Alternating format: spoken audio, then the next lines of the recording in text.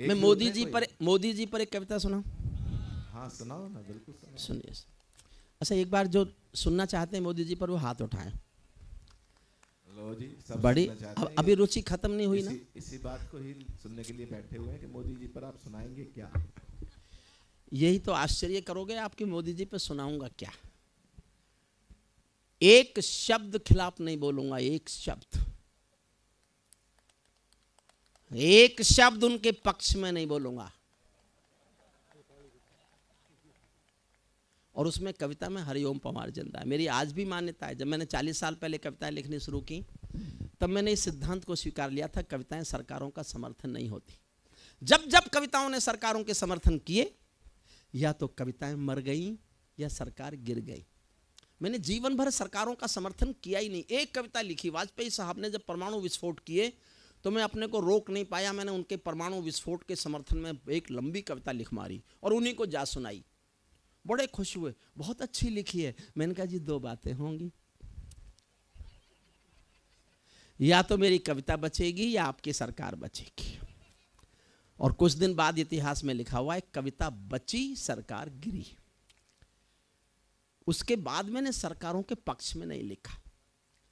अच्छा, पिछले दिनों साहब मुझे ये स्वीकार करने में कोई संकोच नहीं है, मैं छिपाऊं भी तो छिपती तो है नहीं बात। मैं बाबा रामदेव के साथ काम करता हूं। जिस सरकार को हटाना चाहते थे बाबा रामदेव, जो आंदोलन चला रहे थे, शायद उसमें कहीं आगे पीछे इधर उधर मैं भी था, गजेंद्र भी था, मैं था, गजेंद्र था, हम बाबा के साथ थे। हालांकि हमें ये नहीं पता था बाबा क्या चाहते हैं। ये हमें आज भी नहीं पता कि बाबा क्या चाहते हैं। ये पता है कि वो 3000 परिधान ला रहे हैं। परिधान एक नई रेंज लेके आ रहे हैं, वो एक अलग विषय है। अच्छा, जिनको हटाना था वो हटा दिए, जिनको लाना था वो ला दिए। अब हम करें क्या? यूनिवर्सिटी से रिटायर हो गया मैं, और कोई काम बचा नहीं। तो मैंने एक ऐसी कविता लिखी है, एक शब्द पक्ष में नहीं है उनके, एक शब्द खिलाफ नहीं है उनके, और ये देश बोलता है कविता में। मैं आपको ये कविता सुना देता हूँ, पूरी नहीं, उसका थोड़ा हिस्सा सुना देता हूँ। समय की जो सीमाएं हैं, 1 बजे तक की आयोजकों को परमिशन है। देखिए, मैं कई बार मैं उस कानून को तोड़ने का हिस्सा बन जाता हूं जो बनवाने में मैं कभी योगदान था मेरा। 1996 में सुप्रीम कोर्ट में सबसे पहले जो जनहित याचिका दायर हुई थी साउंड पॉल्यूशन रोकने के लिए, वो हम लोगों ने की थी। मेरठ के कुछ प्रोफेसर्स ने मिलकर की थी, उनमें मैं भी था, मेरे भी दस्तखत थे कि देश में 10 बजे के बाद लाउड स्पीकर नहीं बजने चाहिए, ये नॉइज पॉल्यूशन है, साउंड पॉल्यूशन है, ये बंद होना चाहिए। सुप्रीम कोर्ट का जनहित पर पहला फैसला 1996 में जब आया था, वो हमारे कारण आया था। और अब इसको अक्सर मैं ही तोड़ता हूँ। क्या मैंने ये पंगा किसके कारण पैदा हुआ?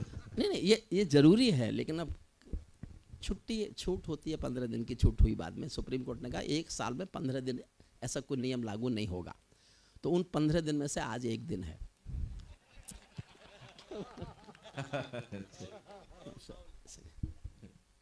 मैं सुनिए, मन से सुनिए। क्यों साहब, ठीक है ना? ये पीछे बैठे सारे हमारे आदरणीय आयोजक लोग सोच रहे हैं फंस गए, काहे को हाँ गजेंद्र से कहा होगा कि इसे बुलाओ।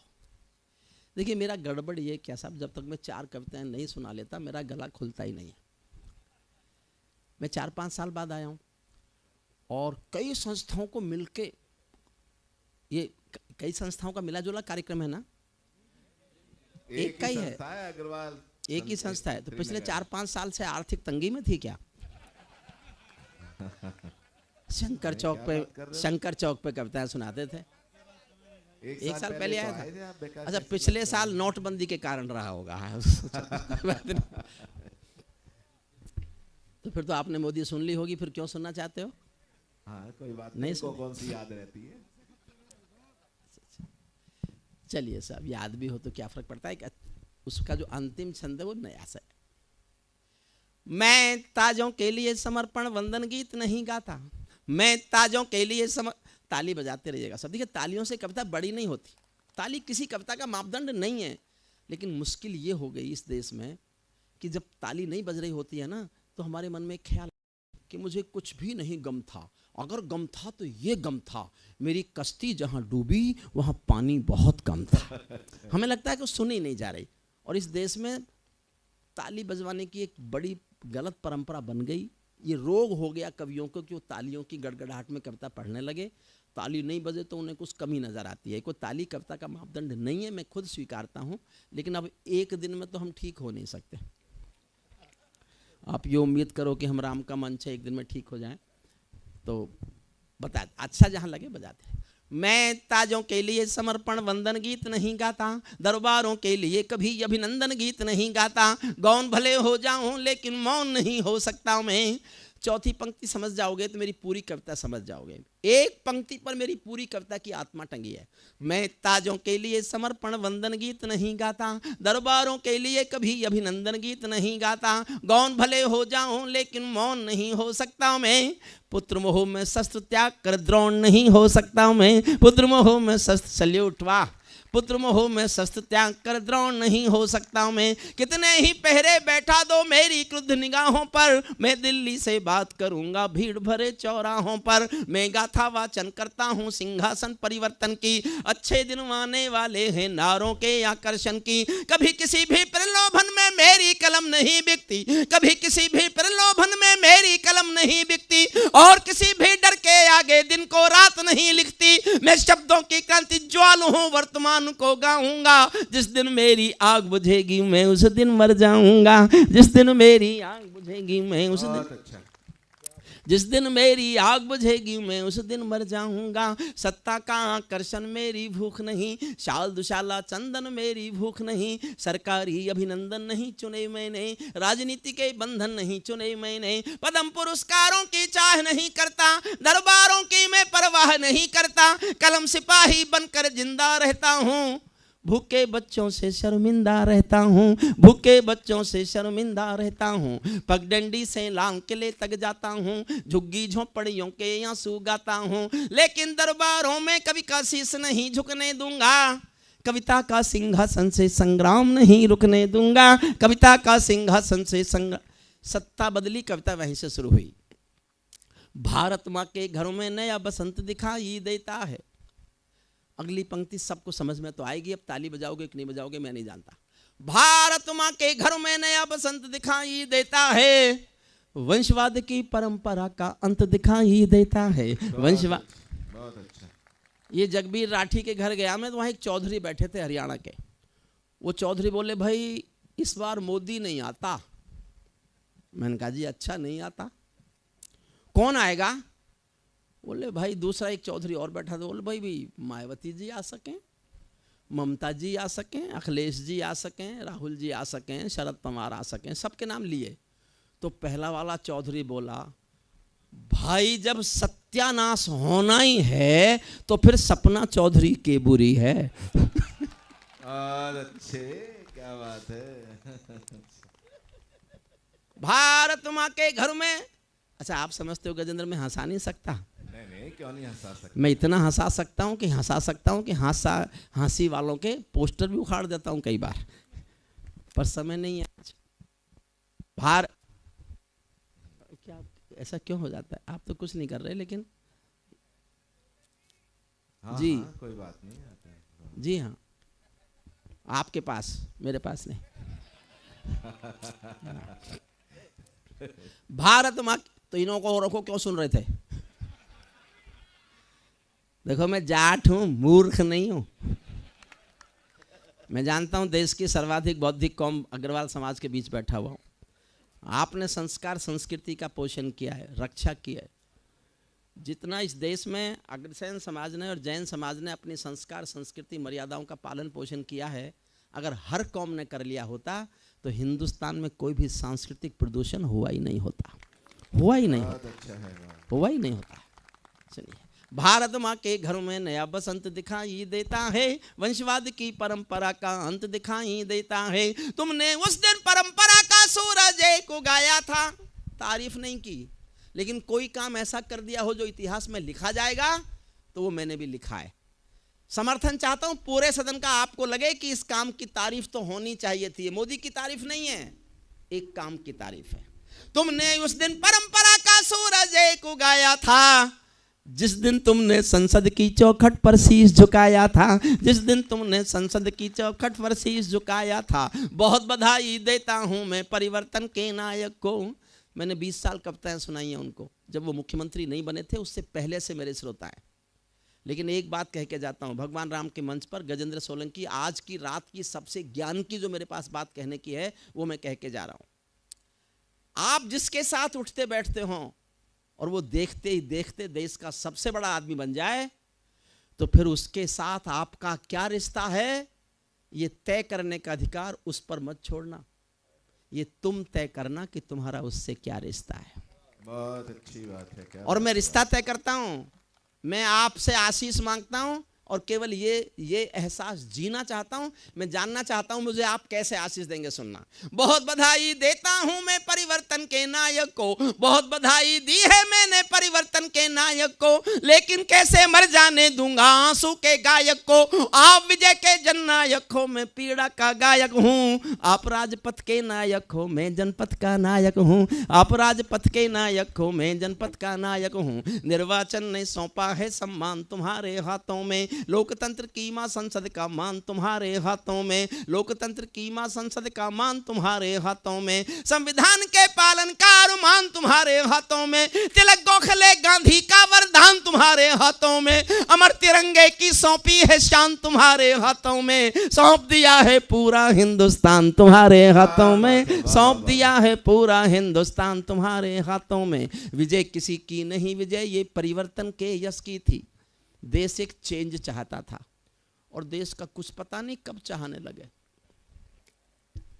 विजय किसी की नहीं, विजय ये परिवर्तन के यश की थी और पराजय गांधी जी के बंदर के अपयश की थी। 10 सालों तक बैसाखी से तारे टूटे मौन रहे, घोटालों पर घोटालों के अनबम फूटे मौन रहे, हर घटना दुर्घटना पर मौनी बाबा हो जाते थे, हनुमान चालीसा सीने पर रखकर सो जाते थे। जिस ईमानदार के घर में कौल दलाली पलती हो, उस दब्बू ईमानदार के पाप नहीं छिपने दूंगा, कविता का सिंहासन से संग्राम नहीं रुकने दूंगा। कविता का थोड़ी छोटी करता हूं, एक छंद सुनिए। उसमें हरिओम पंवार बोलता है, जो मूल हरिओम पंवार है, जिसको देश ने बहुत, मैं ऐसा महसूस करता हूं, ये भले ही मैं अपनी कॉपी खुद जांच रहा हूं कि देश मुझे बहुत बहुत प्यार करता है, बहुत प्यार करता है। आप भी बहुत प्यार करते हैं। जो इस हरिओम पंवार को देश प्यार करता है, वो हरिओम पंवार बोलता है, सुनना, हमने कई व्यथा भोगी हैं जनादेश नाकामी की। मैं कहने की हिम्मत कर रहा हूँ, मौन मत होके सुनना, मौन होके मत सुनना। हमने कई व्यथा भोगी हैं जनादेश नाकामी की, ये परिवर्तन चढ़ ना जाए भेंट कहीं बदनामी की। जिंदा कौमें कभी झूठ की जय जयकार नहीं करती, जिंदा कौमें कभी झूठ की जय जयकार नहीं करती, भीगी पलकें सिंहासन वालों को प्यार नहीं करती, व्यापारी की पीड़ा को जो भी दरबार नहीं सुनता, उसका भाषण लाल किला भी बारंबार नहीं सुनता, उसका भाषण लाल किला भी बारंबार नहीं सुनता। इस सवाल का उत्तर क्या है, मैं किसको समझाऊं क्या, मेरी समझ नहीं आया तो जनता को बतलाऊं क्या। सत्ताधीशों के अधरों पर पहरा क्यों हो जाता है, कभी कभी सिंहासन गूंगा बहरा क्यों हो जाता है, कभी कभी सिंहासन। और मैं कहां तक जा सकता हूं कविता में, यहां तक शायद मैं ही जा सकता हूं, बस सुनना। कभी कभी सिंहासन गूंगा बहरा क्यों हो जाता है, सत्ताधीशों के अधरों पर पहरा क्यों हो जाता है। मैं चारण हूं चौराहों पर आंख लाल कर पूछूंगा, मैं चारण हूं चौराहों पर आंख लाल कर पूछूंगा, सिंहासन के गिरेबान में हाथ डाल कर पूछूंगा, जो भूखों के लिए किए हो काम बता दो मोदी जी, काले धन के गद्दारों के नाम बता दो मोदी जी, काले धन के गद्दारों के नाम बता दो मोदी जी। मेरी चीखें संसद की दीवारों से टकराएंगी, मैं जनता की मांगों की आवाज नहीं घुटने दूंगा, कविता का सिंहासन से संग्राम ने। अंतिम छंद सुनिए, जिसके लिए इस कविता को चाहा आपको। ये सौगंध तुम्हारी है, मैं देश नहीं बिकने दूंगा, देश नहीं मिटने दूंगा, मैं देश नहीं झुकने दूंगा। है मेरा विश्वास कभी सौगंध नहीं तोड़ोगे तुम, है मेरा विश्वास कभी सौगंध नहीं तोड़ोगे तुम, भारत माँ की सेवा का अनुबंध नहीं छोड़ोगे तुम। ऐसा कुछ कर जाओ पूरा देश देखता रह जाए, देश नहीं भूमंडल का परिवेश देखता रह जाए, ऐसा कुछ कर। देखो साहब, सब कुछ है देश में, 10 सेकंड और दो मुझे। केवल देश में संवेदनाएं मर रही हैं। हर सरकार ने काम किया है, ऐसा नहीं कि किसी सरकार ने काम नहीं किया होगा। हर सरकार जो कर सकती है करती है, लेकिन संवेदनाएं बचाने में हर सरकार असफल हो गई। एक छोटी सी बात सुना, छोटी सी कहानी है। एक बहुत अमीर महिला एक बहुत महंगी साड़ी पहने हुए एक बहुत बड़ी सी कार में एक साड़ी की दुकान पे आई और दुकानदार को बुलाया, कांच खोल के, कार का शीशा खोल के, और बुला के कहा मुझे एक जल्दी से सस्ती सी साड़ी दे दो, मेरी नौकरानी की बेटी की शादी होने वाली है। ये कोई खास बात नहीं है, अक्सर अमीर महिलाएं ऐसा करती होंगी। खास बात यह है कि आधे घंटे बाद एक 85 साल की बुढ़िया फटी हुई धोती पहने हुए टूटी सी रिक्शा में बैठकर उसी साड़ी की दुकान पर आई और दुकानदार से कहा मुझे इस दुकान की सबसे अच्छी साड़ी दे दो, मेरी मालकिन की बेटी की शादी होने वाली है। मरते हुए संवेदनाओं को बचाना ही संस्कृति की रक्षा है, वरना तो संस्कृति की धन दौलत से नहीं बचती, संवेदनाएं जिंदा रखने से बचती है। अंतिम छंद इस कविता का सुनाता हूं, जिसके लिए मैंने कविता लिखी, सुनना। ऐसा कुछ कर जाओ पूरा देश देखता रह जाए, देश नहीं भूमंडल का परिवेश। 12 लाइन है, ये मेरी 12 डिमांड है सरकार से, आपकी ओर से हैं, जनता की ओर से हैं, देश की जनता की ओर से हैं। ये 12 मांग कोई पूरी कर दे, कांग्रेस कर दे, भाजपा कर दे, सपा कर दे, बसपा कर दे, मैं हिमालय चला जाऊं, कविता लिखना छोड़ दूंगा। लेकिन जब तक ये 12 मांग पूरी नहीं होती, मैं चिल्लाता रहूंगा, चीखता रहूंगा। एक एक लाइन में एक एक डिमांड है। मैं जानना चाहूंगा कि आप कितना चाहते हैं कि ये मांग हमारी पूरी हो जाए। पहली मांग पढ़ता हूं। ऐसा कुछ कर जाओ पूरा देश देखता रह जाए, देश नहीं भूमंडल का परिवेश देखता रह जाए। संसद को गुंडों से, दागी चेहरों से खाली कर दो। पहली मांग है। इतनी तालियों से नहीं होगी, थोड़ा और उठाओ, तालियां तो होगी। एक एक लाइन में एक एक मांग सुनाना चाहता हूं। संसद को गुंडों से, दागी चेहरों से खाली कर दो, भूखे मरते हुए किसानों के घर खुशहाली भर दो। भूखे मरते हुए, सल्यूट, आपने मेरी बात को पकड़ लिया। भूखे मरते हुए किसानों के घर खुशहाली भर दो। युवा खून बेरोजगार है ये अफसोस खत्म कर दो। भ्रष्ट व्यवस्था से उपजा है जो आक्रोश खत्म कर दो। कश्मीर में भारत माँ की जयकारों के स्वर दे दो। बहुत अच्छा है, क्या बात है, वाह वाह। आदरणीय मोदी जी लाए जापान का प्रधानमंत्री, चीन का राष्ट्रपति, इजराइल का प्रधानमंत्री, और तीनों को अहमदाबाद ले गए। अहमदाबाद में रोड शो अपने घर में। मैं इस दिल्ली में खड़ा होकर बोल के जाता हूं अग्रसेन समाज के अग्रसेन जयंती के इस मंच पर कि आदरणीय मोदी जी, ये देश आपको जम्मू कश्मीर के श्रीनगर के लाल चौक पर रोड शो करते हुए देखना चाहता है। रोड शो करते हुए देखना चाहता है। और आप दिल्ली के लोग हैं, इस दर्द को जानते होंगे। ये दर्द आपने सहा हो। मैं 28 साल से इस आंसू को पी रहा हूं, 28 साल से दर्द चीख रहा हूं। आपको बात पहुंच जाए मैं कहां बोल रहा हूं, तो मुझे एक बार अब तक की सबसे अधिक ताली बजाकर बताना कि आप इस दर्द के, इस आंसू के, इस चीख के, इस चित्कार के दर्द से कहीं ना कहीं कुछ भी नहीं कर सकते। आप कम से कम परिचित तो हैं। अगर परिचित भर हैं तो मुझे तालियों से बताना कि आप जानते हैं। कश्मीर में भारत माँ की जयकारों के स्वर दे दो। हर विस्थापित कश्मीरी पंडित को उसका घर दे दो। हर विस्थापित कश्मीरी पंडित को उसका घर दे दो। खेलों को नेताओं से, पूंजीपतियों से मुक्त करो। माँ बहनों बेटी का जीना स्वाभिमान से युक्त करो। झोपड़ियों को मत सिखलाओ तौर तरीका जीने का। उन्हें मयस्सर कर दो केवल अच्छा पानी पीने का। उन्हें मयस्सर कर दो केवल अच्छा पानी पीने का। नंगे बदन लिए फिरते हैं ख्वाहिश एक लंगोटी की। खाली पेट लिए बैठे हैं उम्मीदें 2 रोटी की। कहीं भूख से कोई बच्चा मर ना जाए, याद रहे 10 करोड़ भूखी पीढ़ी की याद तुम्हें फरियाद रहे। तुम चाहो तो भारत के घर घर को देवालय दे दो। तुम चाहो तो भारत के घर घर को देवालय दे दो। लेकिन सबसे पहले झोंपड़ियों को शौचालय दे दो। लेकिन सबसे पहले झोंपड़ियों को शौचालय दे दो। ऐसा कुछ कर जाओ पूरा देश देखता रह जाए, देश नहीं भूमंडल का परिवेश देख। अंतिम पंक्तियां सुन लीजिए और यहीं विदा करते हैं। गजेंद्र सोलंकी आएंगे, कोई आदरणीय आयोजक आएंगे। आपको भी धन्यवाद देंगे, कवियों को भी धन्यवाद देंगे। देखो साहब, भारत में पक्षपात खत्म हो जाए ये तो कभी हो नहीं सकता, भ्रष्टाचार खत्म हो जाए ये भी नहीं हो सकता। बड़ी मेहनत से पाला पोसा है हमने, तो एक लाइन का पक्षपात तो मैं से भी हो गया है, आखिरी लाइन का, और आपकी तालियां उसको मंजूर करेंगी। मेरा विश्वास है कि उस पक्षपात को, अगर ये कामना हो किसी की, ऐसा कोई मिल जाए इस कामना में का लिखा जाए तो फिर कोई गुनाह नहीं है। उस पक्षपात को आप स्वीकार कर लेना। अंतिम पंक्तियां पढ़ता हूं गजेंद्र सोलंकी को, मेरा बहुत लाडला प्यारा छोटा भाई, जिसको मैं बहुत बहुत प्यार करता हूं।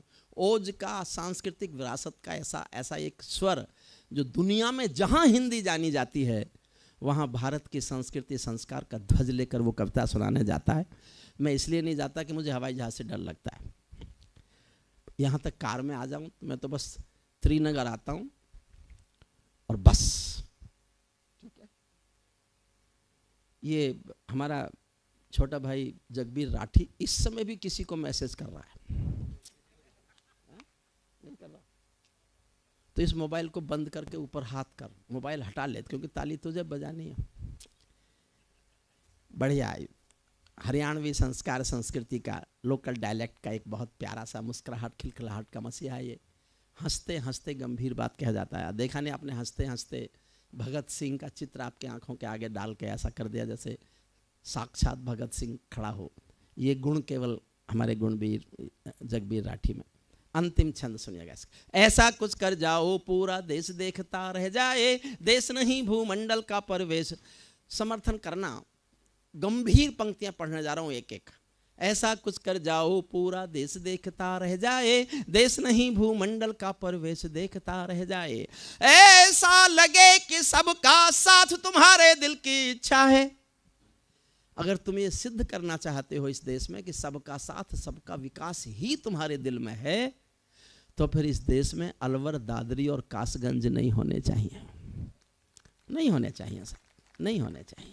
ऐसा लगे कि सबका साथ तुम्हारे दिल की इच्छा है, सामाजिक सद्भाव तुम्हारी सबसे कड़ी परीक्षा है, सामाजिक सद्भाव तुम्हारी सबसे कड़ी परीक्षा है।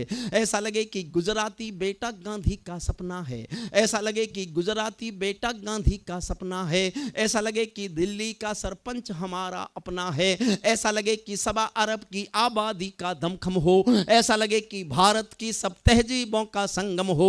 ऐसा लगे कि देशद्रोहियों को तुमने ललकार दिया, ऐसा लगे कि देशद्रोहियों को तुमने ललकार दिया।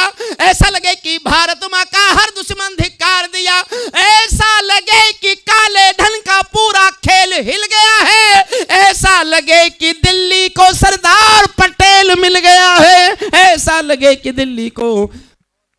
बहुत बहुत धन्यवाद। एक बार हाथ उठा के ताली बजा के बधाई दीजिएगा आदरणीय हरिओम परमार जी को। हमारे चैनल को अवश्य सब्सक्राइब करें और नए अपडेट्स सबसे पहले पाने के लिए इस बेल बटन को दबाना न भूलें। एक बाप बेटी दोनों रास्ते में कहीं जा रहे थे, उनको अचानक रास्ते में तेज बाढ़ का पानी मिला। दोनों घबराए, कैसे पार करेंगे, बहुत तेज पानी है। पिता ने हिम्मत करके कहा कि बेटी डरो मत, तुम मेरा हाथ पकड़ लो, हम पार निकलेंगे।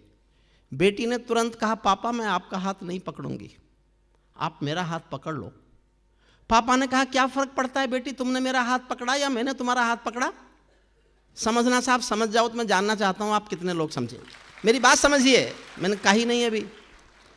बेटी ने कहा पापा मैं आपका हाथ नहीं पकड़ूंगी, आप मेरा हाथ पकड़ लो। पिता ने कहा क्या फर्क पड़ा। बेटी ने कहा पापा बहुत फर्क पड़ता है, मैं आपका हाथ किसी मजबूरी में अपने स्वार्थ में छोड़ भी सकती हूं, लेकिन एक बाप अपनी बेटी का हाथ किसी हाल में कभी नहीं छोड़ेगा, इसलिए मेरा हाथ पकड़।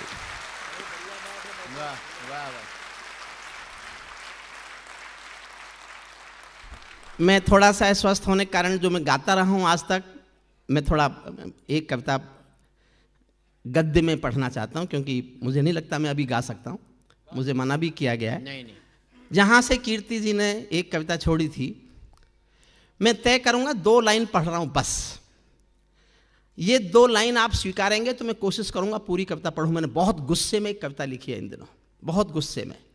पहली 2 लाइन तय करेंगी कि आप ये सुनेंगे कि मैं कोई और कविता, छोटी कविता गा के पढ़ दूँगा।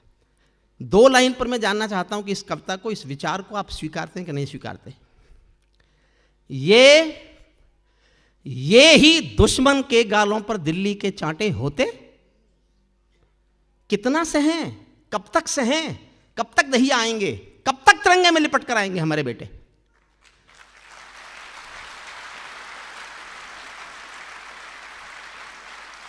ये ही दुश्मन के गालों पर दिल्ली के चांटे होते, गर हमने 2 के बदले में 20 शीश काटे होते। वाह वाह वाह वाह वाह वाह वाह वाह। ये कैसा परिवर्तन है खुददारी के आचरणों में। सेना का सम्मान पड़ा है चरमपंथ के चरणों में, किसका खून नहीं खोलेगा सुन पढ़कर अखबारों में, सिंहों की गर्दन कटवा दी चूहों के दरबारों में। वाह वाह वाह वाह वाह वाह। सिंहों की गर्दन कटवा दी चूहों के दरबारों में, बार बार की गद्दारी को भारत क्यों सह जाता है? अगली पंक्ति फिर प्रतिक्रिया मांगती है, आपकी सोच मांगती है, प्यार भी मांगती है। बार बार की गद्दारी को भारत क्यों सह जाता है? ज्यादा संयम भी दुनिया में कायरता कहलाता है। वाह वाह वाह वाह वाह वाह वाह वाह। हमने 68 साल खो दिए श्वेत कपोत उड़ाने में, खूनी पंजों के गिद्धों को गायत्री समझाने में। भैंस के आगे बीन बजाना बहुत हो चुका, बंद करो। खुद को बिच्छू से कटवाना बहुत हो चुका, बंद करो। नाग फनी पर बेला चंपा कभी नहीं खिलने वाले, पत्थर की आंखों में आंसू कभी नहीं मिलने वाले। पत्थर की आंखों में आंसू कभी नहीं। अशोक जी ने अभी पढ़ा दमादम, कल परसों खबर आएगी कि वो हमने कराया था। यही रास्ता है उसके पास में। पत्थर की आंखों में और जोश चाहता हूं। बंदूकों की गोली का उत्तर सद्भाव नहीं होता, हथियारों के लिए हिंसा का प्रस्ताव नहीं होता, कोई विषधर कभी शांति के बीज नहीं बो सकता है, और भेड़िया शाकाहारी कभी नहीं हो सकता है। वाह वाह वाह। और भेड़िया शाकाहारी। पीपल छाया मांग रहा था यूं की करके पेड़ों से, हमारे प्रधानमंत्री चले गए बिना बुलाए चाय पीने। अगर हिंदुस्तान का 125 करोड़ का नेता बिना बुलाए छोटे उस देश के साथ जिसने गद्दारी पर गद्दारी की चला जाए तो कवि क्या लिखेगा साहब? मेरी 4 लाइन सुनना। पीपल छाया मांग रहा था यूं की करके पेड़ों से, जैसे कोई शेर सुरक्षा मांग रहा हो भेड़ों से। जैसे कोई शेर सुरक्षा मांग रहा हो। 2 पंक्तियां पढ़ता हूं।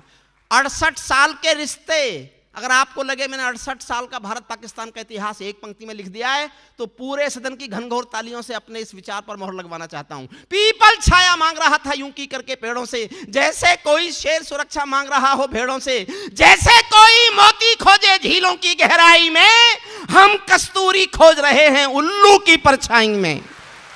वाह वाह वाह वाह वाह वाह वाह वाह वाह वाह। बढ़िया बात है। वाह वाह वाह वाह। हम कस्तूरी खोज रहे हैं। वाह वाह वाह वाह वाह वाह। जब सिंहों की राजसभा में गीदड़ गाने लगते हैं तो हाथी के मुंह के गन्ने चूहे खाने लगते हैं। रावलपिंडी वालों को अभी बिलावल साहब का एक बयान सुना होगा आपने, मुझे पूरा कश्मीर चाहिए। हमारे देश के लोग नाराज हो गए, पूरा कश्मीर मांग रहा है। मैंने कहा क्यों नाराज हो रहे हो भाई? उसको कहो देंगे, पहले ले तो लें।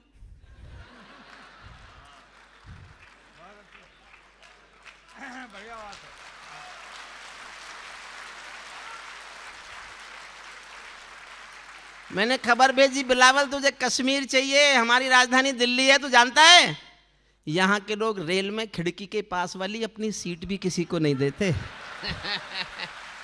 वाह भाई वाह। कश्मीर चाहिए। रावलपिंडी वालों को सपने में काल दिखा, मैं केवल सपना कह रहा हूं। रावलपिंडी वालों को सपने में काल दिखाओ तो, भारत माता की आंखों के डोरे लाल दिखाओ तो, दिल्ली वालों ठोकर मारो दुनिया के हथकंडों पर, इजराइल से जीना सीखो अपने ही भुजदंडों पर। वाह वाह। इजराइल से जीना सीखो अपने ही भुजदंडों पर। भारत माता का बंटवारा है जिनकी अभिलाषा में, वे समझेंगे अर्जुन के गांडीव धर्म की भाषा में। 4 लाइन पढ़ता हूँ। श्रद्धेय सुरेंद्र जी, श्रद्धेय अशोक चक्रवर्ती, श्रद्धेय राहत साहब, मेरे छोटे भाई सबके सामने एक विचार पढ़ रहा हूँ मैं। 39 साल एक विश्वविद्यालय में कानून पढ़ाया मैंने। 39 साल मैं डीन था लॉ फैकल्टी का, लेकिन ये भाषा कभी नहीं बोला जो आज बोल रहा हूँ। और इंडियन ऑयल की जनता से अच्छी जनता मुझे ही अपना विचार गाने के लिए कहीं मिल भी नहीं सकती। अगर इस विचार का आप समर्थन करते हैं, मैं हिंदुस्तान के प्रधानमंत्री के सामने सीना तान के विचार गाना चाहता हूं। मैं जानना चाहता हूं मेरे इस विचार को कितनी ताकत से आप समर्थन देते हैं। 4 पंक्ति सुनना। भारत माता का बंटवारा है जिनकी अभिलाषा में, वे समझेंगे अर्जुन के गांडीव धर्म की भाषा में। फूल अमन के कभी नहीं खिलते कायर पर पार्टी में। मैं जानना चाहूंगा साहब देश मेरे इस विचार का कितना समर्थन करता है, कितने जोश में समर्थन करता है। फूल अमन के कभी नहीं खिलते कायर पर पार्टी में, नेहरू जी के श्वेत कबूतर मरे पड़े हैं घाटी में। दिल्ली वालों अपने मन को बुद्ध करो या क्रुद्ध करो, कश्मीर को दान करो या गद्दारों से युद्ध करो। वाह वाह वाह वाह वाह वाह वाह वाह वाह वाह वाह वाह वाह वाह वाह वाह। कश्मीर को दान करो।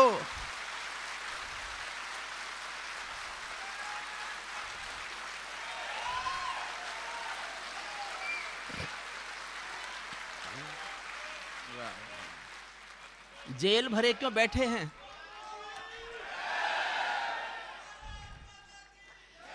जेल भरे क्यों बैठे हैं हम आदमखोर दरिंदों से? आजादी का दिल घायल, मैं गंभीर हो रहा हूं सुनना। जेल भरे क्यों बैठे हैं हम आदमखोर दरिंदों से? आजादी का दिल घायल है जिनके गोरख धंधों से। घाटी में आतंकवाद के कारक बने हुए हैं जो, बच्चों की मुस्कानों के संहारक बने हुए हैं जो, उन जहरीले नागों को भी दूध पिलाती है दिल्ली, मेहमानों जैसी बिरयानी चिकन खिलाती है दिल्ली। वाह वाह वाह वाह वाह वाह। जिनके कारण पूरी घाटी जली दुल्हन सी लगती है, पूनम वाली रात चांदनी चंद्रग्रहण सी लगती है। जिनके कारण माँ की बिंदी दाग दिखाई देती है, वैष्णो देवी माँ के घर में आग दिखाई देती है। उनके पैरों बेड़ी जकड़े जाने में देरी क्यों है? उनके फन पर एड़ी रगड़े जाने में देरी क्यों है? वाह।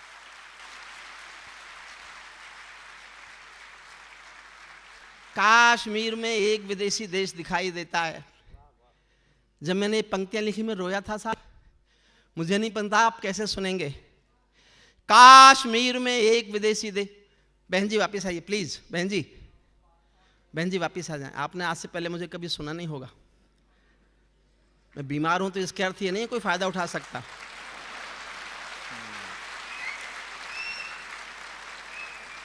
ये इंडियन ऑयल की अदब की महफिल है, भारत की संसद नहीं है जिसका मन करे उठ के चल देगा।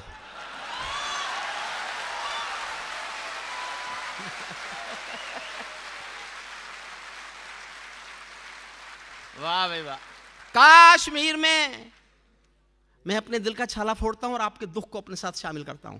कश्मीर में एक विदेशी देश दिखाई देता है, संविधान को ठुकराता परवेश दिखाई देता है। वे घाटी में भारत के झंडों को रोज जलाते हैं, सेना पर हमला करते हैं, खूनी फाग मनाते हैं। हम दिल्ली की खामोशी पर शर्मिंदा रह जाते हैं, भारत मुर्दाबाद बोलकर वे जिंदा रह जाते हैं।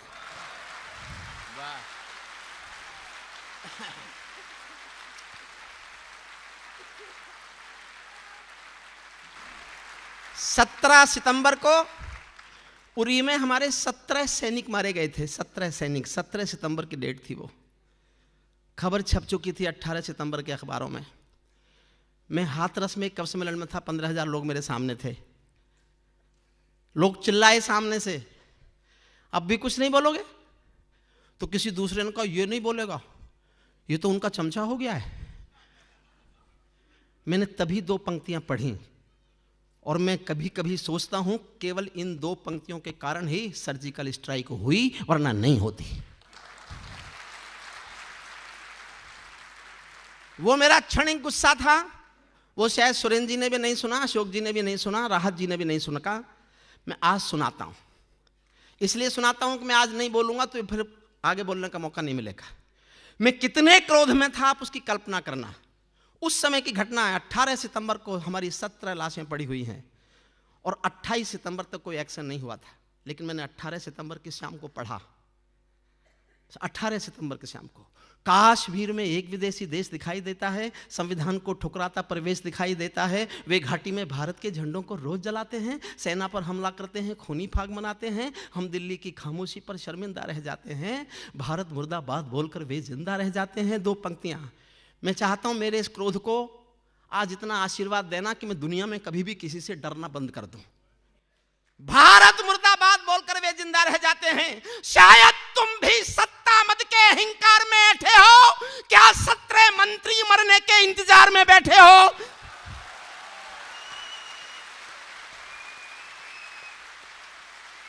वाह वाह वाह वाह वाह वाह वाह वाह वाह वाह वाह वाह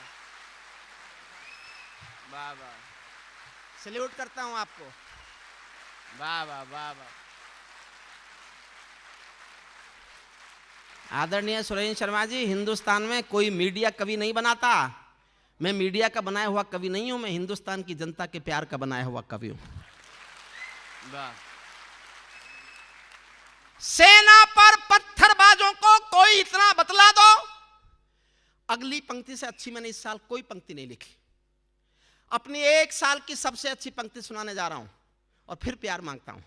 सेना पर पत्थरबाजों को कोई इतना बतला दो, ये गांधी के गाल नहीं है, उनको इतना समझा दो। वाह वाह वाह वाह वाह वाह वाह वाह वाह वाह। ये गांधी के गाल नहीं है, उनको इतना समझा दो। और पहली बार जनरल बोला, इससे पहले किसी जनरल ने ये भाषा नहीं बोली। और जनरल इसलिए बोला कि मैंने चीख चीख के कहा कि बोलो, सेना पर पत्थरबाजों को कोई इतना बतला दो, ये गांधी के गाल नहीं है, उनको इतना समझा दो।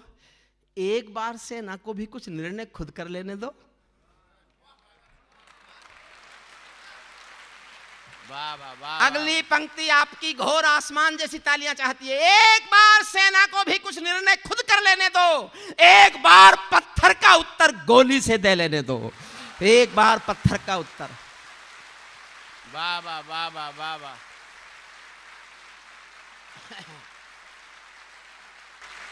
जब चौराहों पर हत्यारे महिमा मंडित होते हो, हमारे यहां एक आतंकवादी मारा गया तो उसके लिए जुलूस निकाला आपने। पाकिस्तान में ब्लैक डे मनाया गया, संसद में काली पट्टी बांध ली गई। मैं एक छंद पढ़ रहा हूं, मैं जोश में पढ़ूंगा, देखना चाहता हूं मेरे बीमार का जोश ज्यादा है या इंडियन ऑयल की जनता का सुनने का जोश ज्यादा है। जब चौराहों पर हत्यारे महिमा मंडित होते हों, भारत माँ की मर्यादा के मंजर खंडित होते हों, जब कृष्ण भारत के नारे हों गुलमर्गा की गलियों में, शिमला समझौता जलता हो बंदूकों की नलियों में, तो केवल आवश्यकता है हिम्मत की, खुददारी की। दिल्ली केवल 2 दिन की मोहलत दे दे तैयारी की। सेना को आदेश थमा दो, घाटी गैर नहीं होगी। जहां तिरंगा नहीं मिलेगा उनकी खैर नहीं होगी। वाह वाह वाह वाह वाह वाह वाह वाह वाह वाह वाह वाह वाह वाह। जहां तिरंगा नहीं मिलेगा, जहां तिरंगा नहीं मिलेगा। वाह वाह वाह वाह। बर्मा बांग्लादेश तलक सीमा पर ऐंठे रहते थे। हमने ये भी हालात देखे, बर्मा तक ने घुसपैठ की है भारत में, क्योंकि सेना को मजबूर किया जाता था, चुप चुप चुप। खुद चुप तो सेना भी चुप।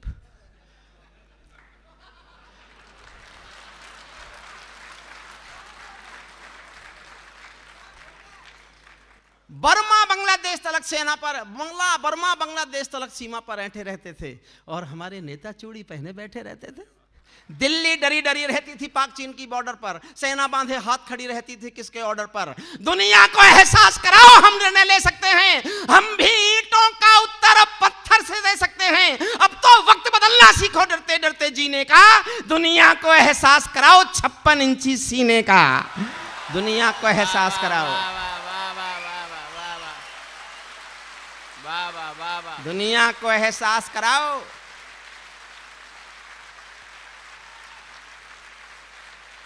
सैनिक अपने प्राण गंवाकर देश बड़ा कर जाता है। मुझे बहुत अच्छी लगती हैं पंक्तियां। सैनिक अपने प्राण गंवाकर देश बड़ा कर जाता है, बलिदानों की बुनियादों पर राष्ट्र खड़ा कर जाता है। जिनको मां के बलिदानी बेटों से प्यार नहीं होगा, उन्हें तिरंगे को लहराने का अधिकार नहीं होगा।